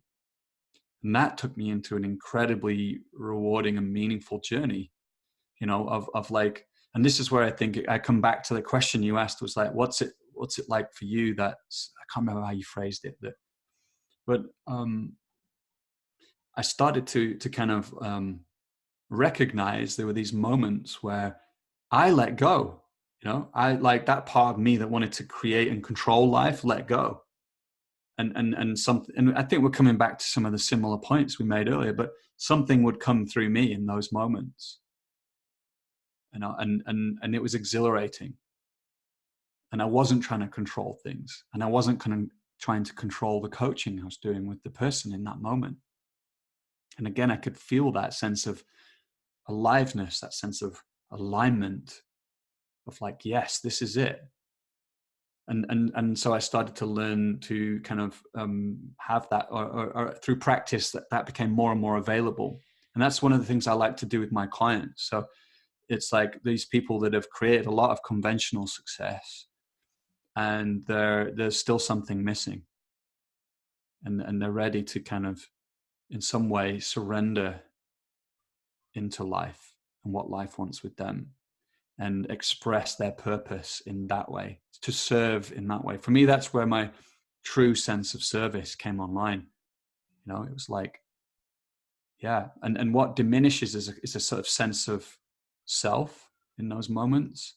And what I mean by that is like, a referential sense of self that's checking, like, is this okay? Or, and I find myself becoming bold and fierce. Now, yeah, we're careful there. I don't want to say that it comes out in any particular ways, because it can come out in a tear, or in softness, or but like, it's like there's just a spontaneity and a freshness of expression in those moments. And that's what I want more and more of. I want to, I want to die like on my deathbed. I want to be like, my like eyes are burning fierce, with like I lived my life, I gave everything. Like I surrendered to what life wanted with me. And maybe I'm like worn and old. I have this image of like Ragnar Lothbrok from the Vikings series, and he's like, towards the end of the series where he's in it, it's like he's worn, but he lived his life, he lived, and you can see it in his eyes. It's like they're burning with something, like he's been touched, you know, he's been used, like well used. And that's what I want to, that's the way I want to go out of my life, you know? So, so yeah, that's the work I do with my clients. And a lot of them have, you know, been very successful in growth. A lot of entrepreneurs, I, you know, coach entrepreneurs. And, yeah, and I think yeah. that this is really important, because that shift, you know, some of the work that we did together was helping me through my similar version of that shift. And I think for people who haven't experienced that or necessarily much, it's hard. It's like, if I'm not controlling it, what will happen in the world? But Yeah. like, I know what happened for me, which is loads of great stuff, right? But I wonder if you could just talk about either what's changed for you as you've, like, it's a bit like not attachment to it's a bit like the goals conversation, the dream versus goals conversation. It's like, if you're attached to the goals, you might get the goals, but they might not be the right thing. But if you dream, who knows what you get? And sometimes all of those goals and more show up, or Right. something better shows up. So I imagine that for you personally and with your clients, that's the experience you've had, because that's been what it's been like for me, as you've got more into that surrender, ask those questions. What is the world asking? What is life asking? More and more. But can you speak to that a little bit, either with some clients or with what's changed for your own life, in the kind of what might look like more traditional success, but has come from this place? Yeah. Yeah. Yeah. Well, it feels like, in some ways it's hard to say, and in another way it's like everything, you know, it's like it's all like feels like an expression of that. um Well, one way in might be, what does your business look like now? Like, what's going on for you in your work right now? yeah,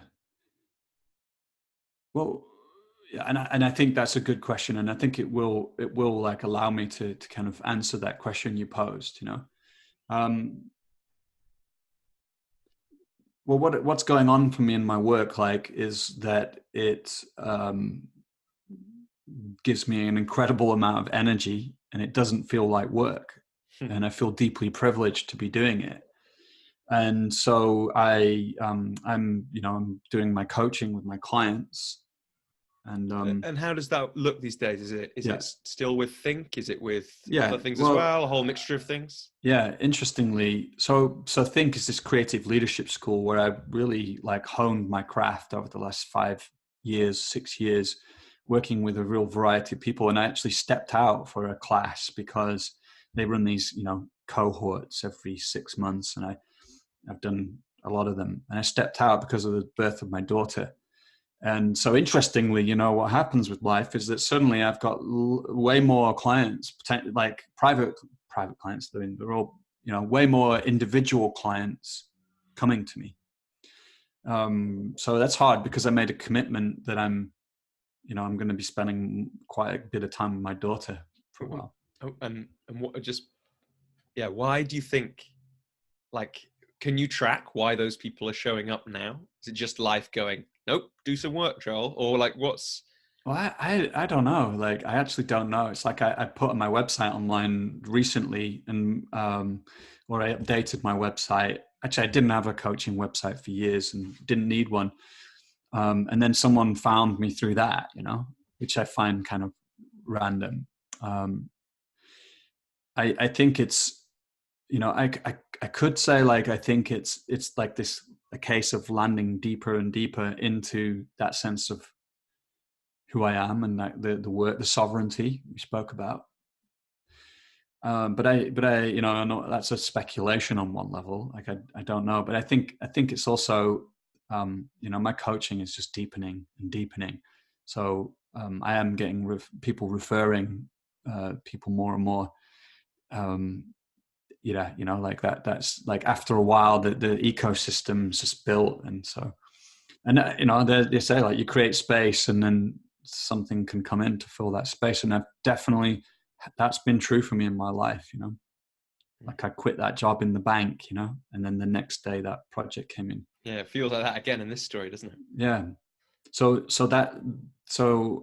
Yeah, I've stepped out, I think, but who knows? I think I'm planned to step back in, and therefore I end up coaching, 4 or 5 people every 6 months there, and I have some rainmakers, like people that just love what I do and refer me to other, like, companies like Booking.com and Siemens and places like that. And then I run Coaches Rising, which is really growing this year. And, that's incredibly exciting for me. And I get paid for it. One of the things I get paid for there is either thinking of new exciting programs to create or interviewing amazing people. And that gives me a lot of energy. So that on a practical level, that's what I'm spending my time doing. And there's a lot of freedom in that. And in between, I've got my daughter. And yeah. And I guess in terms of Coaches Rising, that's a different kind of entrepreneurial journey, right? To in some ways, I imagine, to the building a coaching practice in its simplest form. Yeah. I guess there's been some decisions about doing both of those things together, and I'm curious about those, and also what you've kind of learned about both those things from each other, if that makes sense. Yeah, I do think they're different, and there are some similarities. I think that that same principle of like go big, like own your biggest dream, like your deepest calling, and then create from that. That's something that will empower you as a coach, but also empowered us at Coaches Rising. We were like 2 young kind of upstarts and quite naive, didn't know anything about making money in our late 20s. And but one thing we did was we were like, okay, let's just create this big summit, and well, what we found was that the bigger you play, the more the big players want to play with you. So one of the things with Coaches Rising is we connect like coaches with these, people like Jennifer Garvey Berger, real masters of the craft, so they can learn from them online. And so, yeah, the bigger you play, the more people want to play with you. And it's like, they're excited to do that. And so I think that's been fundamental. I think, another thing is just like being determined or like grit, to use Angela Duckworth. I think it was her research into that, but just being stubborn, like staying the course, through the failures. I think, I think what else would I, I mean, a lot of what I would suggest comes back to that the thing we've been talking about the whole conversation, really, that sovereignty.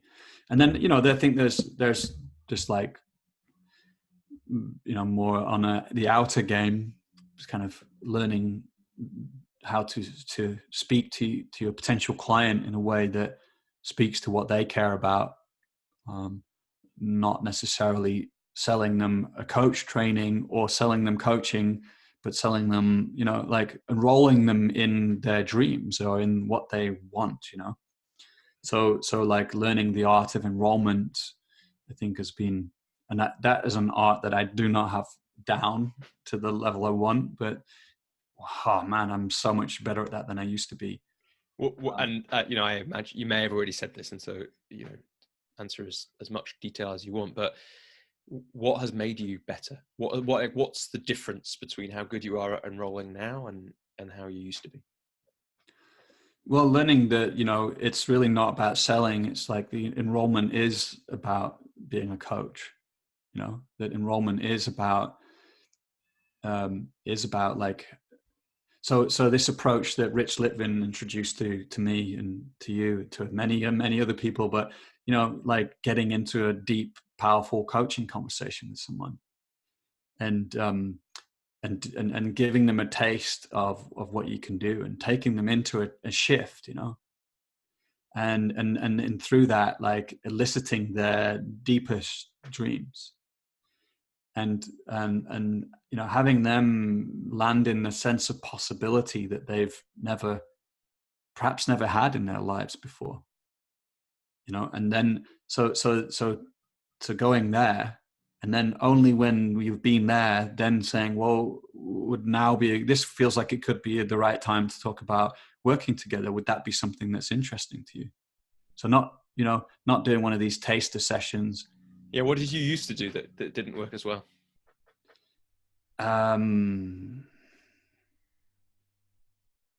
Well, I just didn't do a lot of stuff, I didn't dare to reach out to some people and say, hey, I love what you're up to, and I'd love to invite you into a coaching conversation.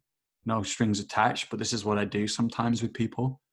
And we have a powerful conversation. Sometimes those people become clients, but with this is, I just want to get into that conversation with you. I didn't dare to do that. I talk a lot about like what my coaching was.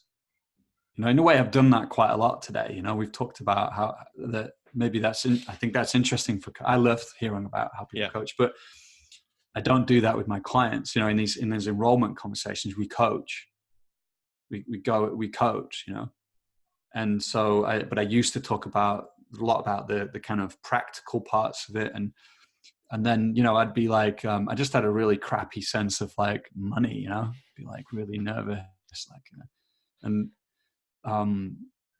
charge amounts that really weren't sustainable to live from. Let's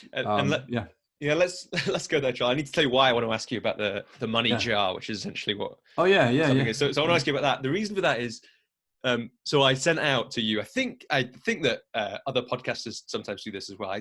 To all the guests, I sent a request for talking points. But the reason I did that, or the reason that the question is phrased like that, is that my brother Ewan, who is a friend of yours, which is how we first met. He once said, has Joel ever told you about the money jar?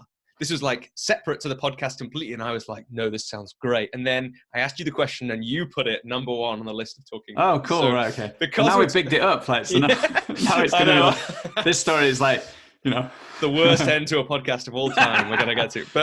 But just like, because you're talking about the crappy sense of money, and because money is something that so many of us wrestle with in different ways. And you earlier on spoke about how you've been broke and you've realized it wasn't like you didn't die, and that you saw things from that place. And it's interesting.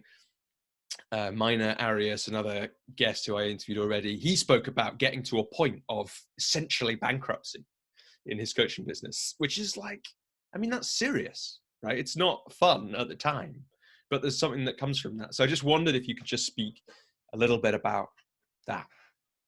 Yeah. You mean my journey with money? Yeah.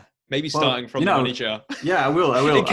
Just in case it's a good story. And no. It's well, look, what I would say is this, like I was like broke for like, 12 years. Like after I left university, I was like 13 years, and I remember like being like, I have some entrepreneurial friends who were like doing pretty well. And I just remember working for them, and going, what the hell? Like, this is like, when is it going to turn around? When is it going to change? And now I am blown, I don't want to boast, but things are amazing, things are incredible financially. And I say that because I want to give hope, like encourage people, like that if you're sincere, you dedicate yourself to the craft and put the time in, you can really turn things around. Like amazing things are possible. Well, let me come back to the money jar story. Well, it was just basically with Coaches Rising, we created our first product, and we spent it's like classic entrepreneurial mistakes. We spent hours and hours, weeks, kind of creating this product, building up to this launch, and very naively thinking like, I'm going to sell thousands of units here. It was like a program for coaches.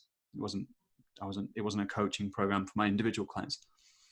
And like hit that send button, and then watched like the sales trickle in, like 15, 20, 25 or something. and basically we didn't make any money out of it at all. And I had this money jar that I'd been putting like my change into over the time I'd been in Amsterdam, and like that was the money jar. Is I had to live out that money jar for like, I think I like managed like 3-4 weeks or something. So every time I needed to buy something, shop food, basically it was food. I was able to dip into that money jar, and that was a hard lesson, and it was, I was okay, I was okay. Had that money jar. So that's been my story over the years I used to work a long time ago with like sort of beginning entrepreneurs, and I would always tell that story about the money jar, because it's a great example of like not really testing things out, pinning all your hopes into one thing. And we learned a lot from that failure. So yeah, hopefully that's, is that the first time you're hearing that story? I don't know that story. Yeah, you never told me that. Right. That would have helped so much, Joel. Why didn't you tell me? No, Yeah. I'm joking. Exactly. I feel like it's a bit of an anticlimax after the, we've talked about the state of the world and how it's fallen to right. bits, and then we're back to the money jar now. Yeah, but it became like a bit of a running gag, because it'd be like that was the money jar, and it was like my friend, like Yeah. money jar. It sustained me. So yeah, and I think there's like, we're laughing about it a bit, but there's also something really important about this. Well, there's lots of important things, but it's like you have to go through those times, and you kind of started the conversation saying all of this in some ways came from a difficult time in your life. yeah, but it's kind of serious. Yeah, just say that last part again. There was a bit of a yeah. So all I was saying was just the last sentence. I caught most of it. Yeah, it's kind of serious as well. These things, both when the difficult things in your life lead on to good stuff, but they're difficult at the time. And the money jar is partly a running joke, but it's also partly a serious, and I imagine, difficult time.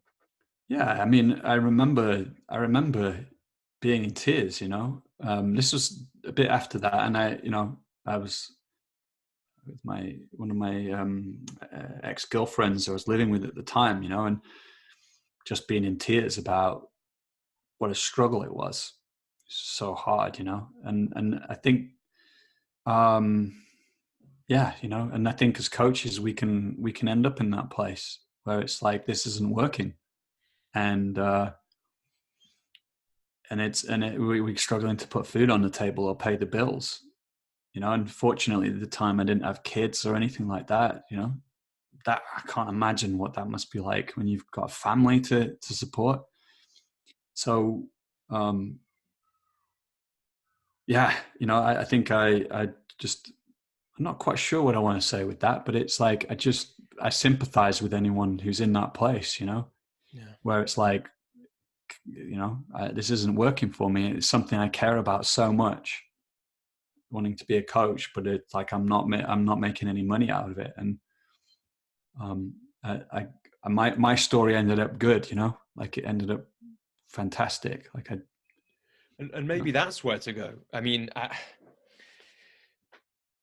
think you've touched on this, or we've touched on this in different ways across this whole conversation. But yeah, I've had moments like that as well, where it's like, I care about this a lot, so much, and it's not working, doesn't feel like it's working right now. Are there 2 or 3 things that feel like, if you were speaking to somebody in that situation right now, advice you'd give them for what to do, reassurance, like what would you say to yourself, if that's useful, or to just somebody else out there? Well, I would say probably a few things. I would say, that you'll look back. I wouldn't say this necessarily to the person. It wouldn't be the first thing I would say, for sure. I would really want to, it definitely wouldn't. But one thing would be, for me, I look back on that situation was very formative. That was transformational at the time. It was very difficult, but it was the making of me. It was part of the making of me, because at some point I was like, I have to do something different. This isn't working, and I can't keep collapsing, and kind of complaining. I want to get my shit together. There's a decision that was made, and then new actions came out of that. So that was one thing, would be it's actually was very transformational. The other thing, now that's one of the things I did in that moment. That's where I started the painting business. Was like, wow, put some food on the table, like actually it sucks to be in that survival place. So if you're still developing the kind of entrepreneurial acumen to grow a coaching business, why not do that alongside something else? Well, that's what I did. Yeah. And that worked for me, because actually painting houses in Amsterdam is very lucrative. That's what I discovered. I was like, holy crap, like you get paid quite well here. And so, I started undercutting my competitors a bit, and therefore getting more gigs in, employing people. And alongside of that, still growing Coaches Rising and my coaching practice. So don't be afraid to like put the money on the table.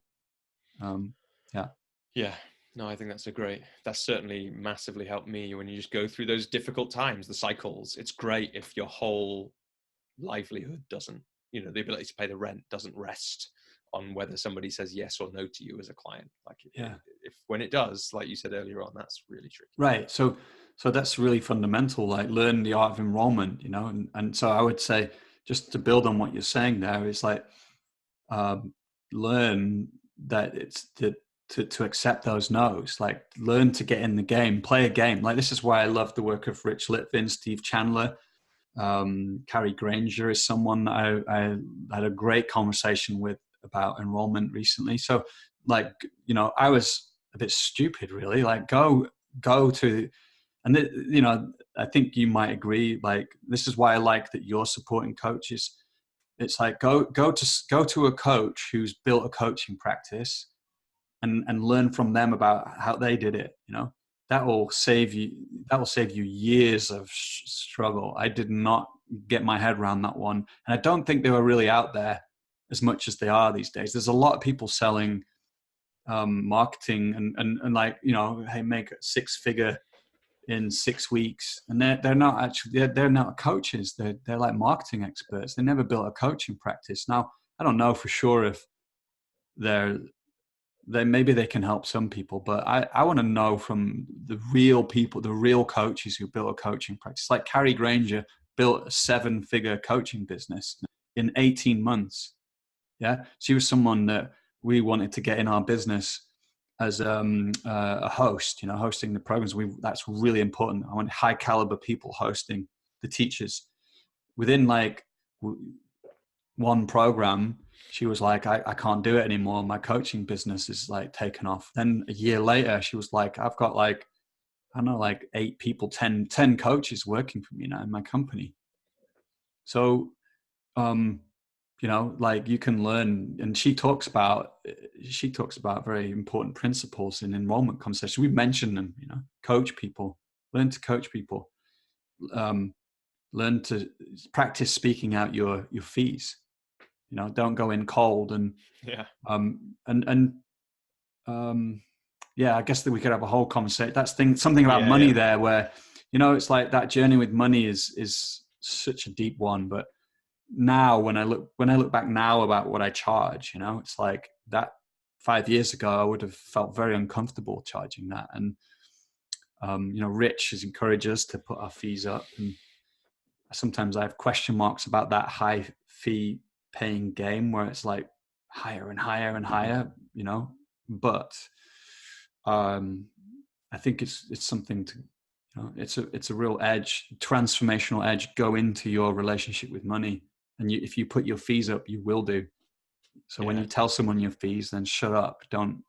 And it's not just your relationship with money, right? It's your relationship with yourself and how you think about yourself and your self-worth and all those things. Yeah. It's definitely another part of the journey. Just one little thing I said there was like, say your fees and then shut up. What I mean by that is like, when you say it's 5,000 euros to work with me for 6 months, that's then don't, what I used to do would be like, yeah. And, so, and I would just be like kind of uncomfortable with it. well, be professional, own your fees. Like, yeah, it's 5,000 euros for 6 months. And this is how many times we're going to meet, you know, and what you're paying for is that vision you've told me about. That's where we're going to go. That's what we're going to create.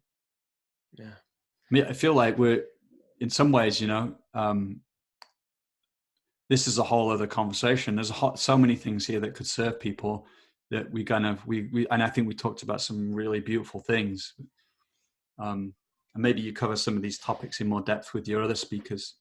Yeah, well, I guess it does feel like we're coming towards the end of our time. It's been really like wonderful. I guess, is there anything else that feels, and yeah, you and I especially because we've been talking about the state of the world and all those things.